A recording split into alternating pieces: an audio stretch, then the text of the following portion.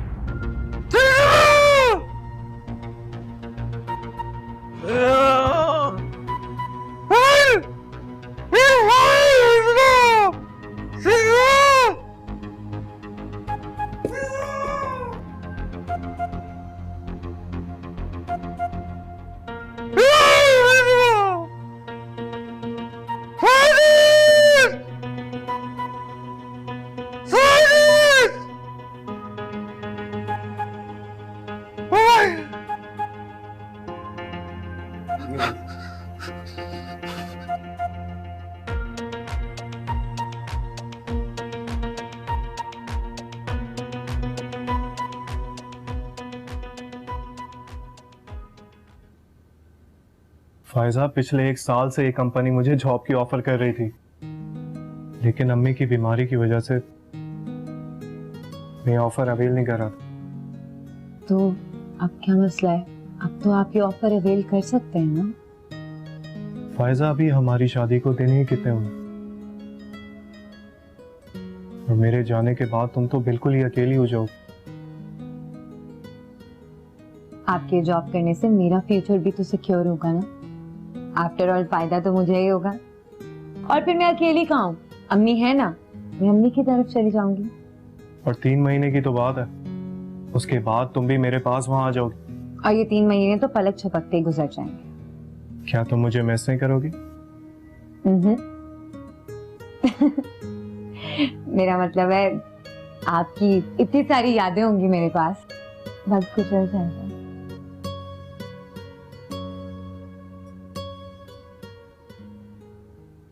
अरे फैजान, वो फाइल तुमने फिर निकाली अपना पुराना मोबाइल?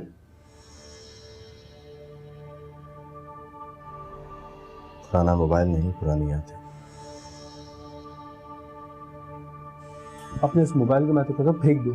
क्यों तकलीफ देते हो खुद को? मत निकाला करो ये मोबाइल। हरगिज़ नहीं, ये मेरी जिंदगी है, ये पुरानी यादें मेरी जिंदगी है, मेरी बची कुछ खुशियां। मैं इसको कभी भी खुद से अलग नहीं कर सकता। जो चीज़ तुम्हारे दर्द में इजाफा करती हो या दुख को बढ़ाती हो, उसे खुद से दूर कर देना ही बेहतर है। तुम्हें क्या पता इस दर्द में मुझे कितनी राहत मिलती है। अगर तुम ख्वाबों में ही रहना चाहते हो तो करो जो करना है, मगर मेरे दोस्त, जिंदगी की आंखों में आंखें डाल के जीना सीखो। मानो कि जाते ही तुम्हारी जिंदगी का सफर रुक नहीं गया। तुम्हें कुछ करना है, अपनी माँ के लिए, अपनी बहनों के लिए। मैं अपनी जिम्मेदारी पूरी करूं, मगर उस जिम्मेदारी को पूरा करने के लिए मेरे लिए जिंदा रहना बहुत जरूरी है। ये दर्द, ये मीठी सी चीज मुझे जिंदा रखे हुए है। आदत हो गई इस तकलीफ की।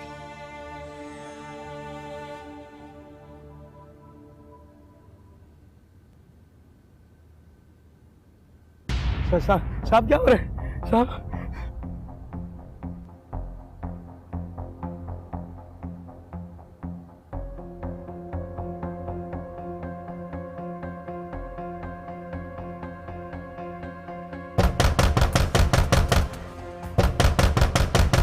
कौन है? क्या मुसीबत है? अंदर आ जाओ। मैं हूँ बेगम साहब साजिद। क्या मुसीबत है साजिद? क्या हो गया? क्यों उठा रहे हो? साहब की तबीयत बहुत खराब हो रही है, आप मेरे साथ चलें। यजदानी? जी। अब हाँ हाँ चलो।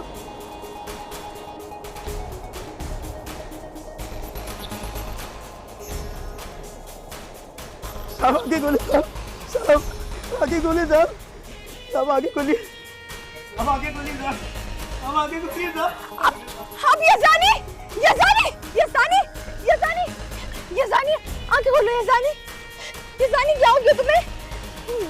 यजदानी, यजदानी आंखें खोलो। इन्ना लिल्लाहि व इन्ना इलैहि राजिऊन।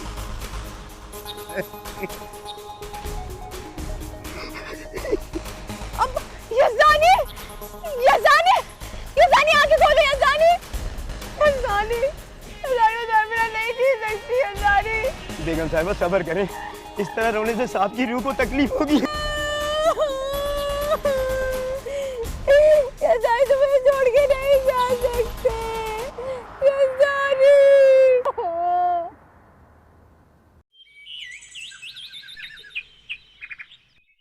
ये तो बहुत ही खुशी की बात है फायजा, है? और तुम दोनों के मुस्तकबिल का सवाल। ऐसे मौके तो बहुत कम नसीब होते हैं लोगों को। और ये कितनी अच्छी बात है कि उन लोगों ने खुद कॉल करके बुलाया उसे बिलाल को, है? जी अम्मी, बिलाल कह रहे थे कि पिछले 6 महीनों से वो बिलाल को कॉल कर रहे हैं कि आकर ज्वाइनिंग दे दो। उनके ऑफिस की एक ब्रांच यहाँ पर भी है ना, बिलाल ने वहीं पे इंटरव्यू दिया था। इनफैक्ट वहाँ पर तो उस कंपनी के एमडी भी थे, बहुत इम्प्रेस हुए थे वो बिलाल से। बस जब से वो चाहते हैं कि बिलाल बस ज्वाइनिंग दे दे। अच्छा भाई, अल्लाह तरक्की दे, बहुत ज्यादा तरक्की दे बिलाल को। लेकिन तुम अकेली रहोगे? मैं अकेली क्यों रहूंगी अम्मी? मैं तो आपके पास आ जाऊंगी, बिलाल ने कह दिया है मुझे। मेरे पास? जी आपके पास। क्यों, आपको खुशी नहीं होगी क्या? नहीं बेटा, ऐसी बात नहीं है, तुम मेरे सर आंखों पे रहो। लेकिन मैं ये सोच रही हूँ कि ऐसा ना हो कि बिलाल कहीं ये सोचे कि ये तुम्हारा या मेरा फैसला है। क्योंकि तुम्हें पता है ना, मैं ऐसी माँ नहीं हूँ कि मैं चाहूँ कि बेटियां शादी के बाद भी घर पे ही रहें। ससुराल में अच्छी लगती हैं बच्चियां, बस ये फिक्र है मुझे। अरे नहीं अम्मी, बिलाल ने खुद मुझसे कहा है कि मैं आपके पास रहूं। ऑब्वियस सी बात है अम्मी, बिलाल के जाने के बाद मैं वहाँ अकेले तो नहीं रह सकती ना। और फिर बिलाल ये जानते हैं कि आप मेरी जिम्मेदारी अच्छे से उठा सकते हैं, इसीलिए बिलाल चाहते हैं कि मैं आपके पास रहूं। मगर अम्मी, अभी तक बिलाल ने वहाँ पर कंफर्मेशन की कॉल नहीं की है। वो कह रहे थे कि अम्मी के बाद अब आंटी मेरी बुजुर्ग हैं, मैं एक बार आंटी से मशवरा करना चाहता हूँ। अच्छा भाई, अल्लाह बहुत खुशियां दे, बहुत ही ताबेदार बच्ची। तो मेरे सर आंखों मेरी बच्ची गुड़िया मेरी, 100,000 दफा हो मेरे पास।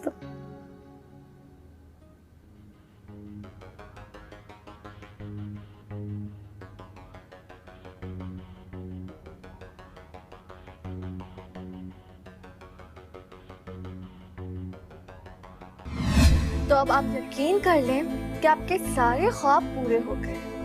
मैं सिर्फ और सिर्फ आपकी हूँ और आपकी हर ख्वाहिश को पूरा करना आप मेरा फर्ज है। लेकिन बदले में मुझे आपसे सिर्फ और सिर्फ एक ही चीज चाहिए। क्या चाहिए माँ? बोलो। आपकी मोहब्बत और एतबार। मानूर, तुम्हें पता है कि तुम इतनी अच्छी हो कि मैं क्या किसी को भी तुमसे मोहब्बत हो सकती। मुझे किसी और से क्या, मुझे तो सिर्फ आपसे मतलब है।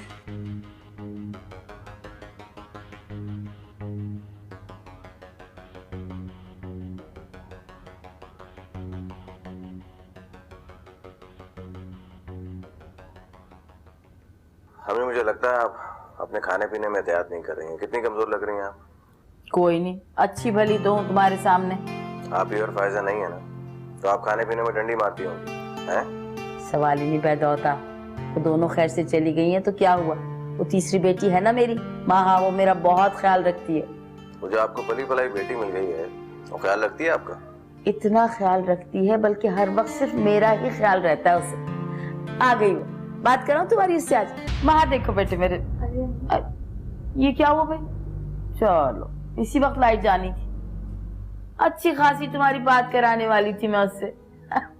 यकीन करो हर वक्त महाओ से मेरा ही ख्याल रहता है। अम्मी आप कमजोर हो रही हैं, अम्मी आप कुछ खाती पीती नहीं है। मैंने उसे कहा मेरी तीसरी बेटी है महाओ, मेरा बहुत ख्याल रखती है। औलाद और माँ का रिश्ता होता ही इतना प्यारा है, सबसे अलग, साफ। और वैसे भी अब यही तो एक रिश्ता है जो रह गया है।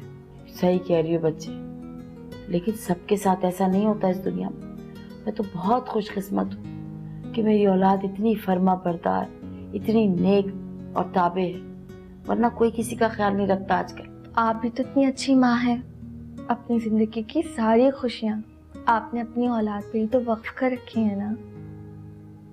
बस दुआ करो ये प्यार मोहब्बत कायम रहे। प्यार मोहब्बत नहीं है ना दुनिया में तो कुछ भी नहीं है, कोई रिश्ता नहीं। सही अम्मी। ये लाइट कैसे बेवक्त चली गई? अच्छी खासी मैं तुम्हारी बात कराने वाली थी। जाओ जरा मोमबत्ती लेकर आओ, ध्यान से जाना। यार लाइट भेज दे।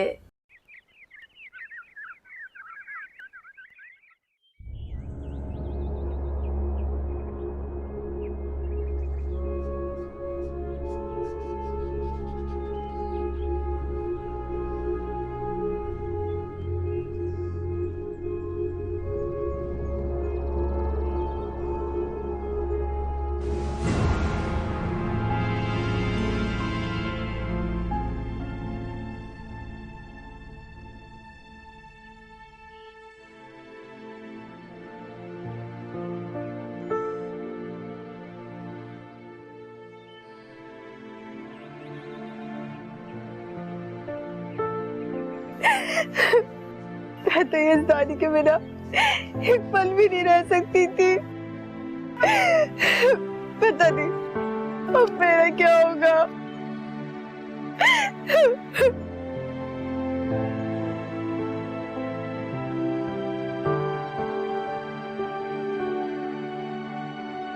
Excuse me. मुझे तो यकीन नहीं आ रहा कि बॉस मुझे इतना अच्छा गिफ्ट देंगे। यार तुमने इतना बेहतरीन प्रोजेक्ट रिकॉर्ड टाइम पे पूरा किया है, वो तुमसे इतना खुश है। मुझे कह रहे थे कि फैजान जो भी मुझसे मांगता मैं उसको दे देता, मगर तुमने मांगी भी तो सिर्फ छुट्टियां। क्या करूं यार, अम्मी से पहली बार इतने अरसे के लिए दूर रहा हूँ। मुझे तो इस बात की खुशी है कि मैं उनसे जाके मिल सकूंगा, सरप्राइज दूंगा उनको जाके। जाओ तुम जाके ऐश करो, हम यहाँ अकेले बोर होते रहेंगे यार। बोरियत वाली कौन सी बात है यार, अभी सालाना छुट्टियां आएंगी तो फिर साथ चलेंगे पाकिस्तान। चलो इंशाल्लाह। फिलहाल जाकर उनको सरप्राइज करना। चलो बेस्ट ऑफ लक इंशाल्लाह। साजिद, क्या करें, अल्लाह को मंजूर है। साजिद। जी बेगम साहब। अब वो तुमने बड़े साहब के सारे दोस्तों को इन्फॉर्म कर दिया था ना? ये वकील साहब आ गए हैं, ये खुद ही कॉल कर रहे हैं सबको। अब वकील साहब सबको जानते हैं क्या? असल में ये छोटे साहब के पुराने दोस्तों में से हैं। छोटे साहब? कौन छोटे साहब? साहब के बड़े बेटे सलीम, वो भी पहुंच चुके हैं। बेटे? लेकिन क्यों और किसने बुलाया उन्हें? उनको भी वकील साहब ने फोन करके बुलाया। लेकिन क्यों? ये मुझे नहीं पता बेगम साहब, सामने खड़े हैं, आप खुद ही पूछ लें। अच्छा ठीक है, तुम जाओ, मैं खुद बात कर लेती हूँ।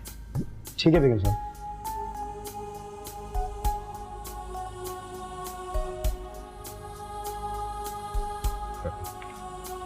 अस्सलाम वालेकुम राजा। वालेकुम अस्सलाम। बड़ा अफसोस हुआ यज़ानी साहब की इंतकाली खबर सुन के। वो तो है। हम ये साजिद क्या बता रहा था कि यज़दानी का बेटा आया हुआ है और उसे आपने बुलाया है? जी जी बिल्कुल, वो सही कह रहा था। मैंने ही उसे बुलाया है, लेकिन यज़दानी साहब की हिदायत पर, क्योंकि यज़दानी साहब ने अपनी तमाम प्रॉपर्टी ट्रस्ट में दे दी है और ये काम अपनी ज़िंदगी में अपने बेटे के ज़रिए करवाना चाहते थे, लेकिन फिर जो अल्लाह को मंजूर, इसीलिए ख़ास तौर पर उनके बेटे को यहाँ बुलवाया। अब ट्रस्ट में दे दी? क्या मतलब? मतलब बच्चों के अलावा इस घर समेत जो भी प्रॉपर्टी है वो ट्रस्ट के नाम करती है। लेकिन यज़ानी ने तो अपनी जिंदगी में कहा था कि ये तमाम प्रॉपर्टी मेरी है और उसने मेरा नाम भी कर दी थी। यज़ानी साहब ने 3-4 दिन पहले मुझे बुलवाया था और नया वसीयतनामा बनवाया था। क्लिफ्टन वाला फ्लैट और जो गाड़ी आपके इस्तेमाल में वो आपके नाम है, बाकी कुछ नहीं। तुम्हारा दिमाग खराब हो गया है। तुम मुझसे झूठ बोल रहे हो। तुम उसके बेटे के साथ मिलकर मुझे फ्रॉड कर रहे हो। मेरी प्रॉपर्टी पे कब्जा करना चाहते हो? हाँ, देखिए मैडम, जो कुछ आपने कहना है ना वो कोर्ट में जाके कहें, मुझे कुछ मत कहें। मैं वो कर रहा हूँ जो उन्होंने मुझे कहा था। अभी उनका बेटा बॉडी का पोस्टमार्टम करवा रहा है और डॉक्टर को मालूम है कि उनकी मौत तभी नहीं थी। अब क्या बकवास है? और किसकी मर्जी से उनका पोस्टमार्टम करवाया जा रहा है? मैं उनकी बीवी हूँ, मुझसे क्यों नहीं पूछा गया? बीवी से ज्यादा बेटा हकदार होता है और वो ये सब कुछ अपनी मर्जी से कर रहा है। इसका जिम्मेदार मैं नहीं हूँ। जब वो आए तो आप उनसे पूछ लीजिएगा। समझ आ गया आपको?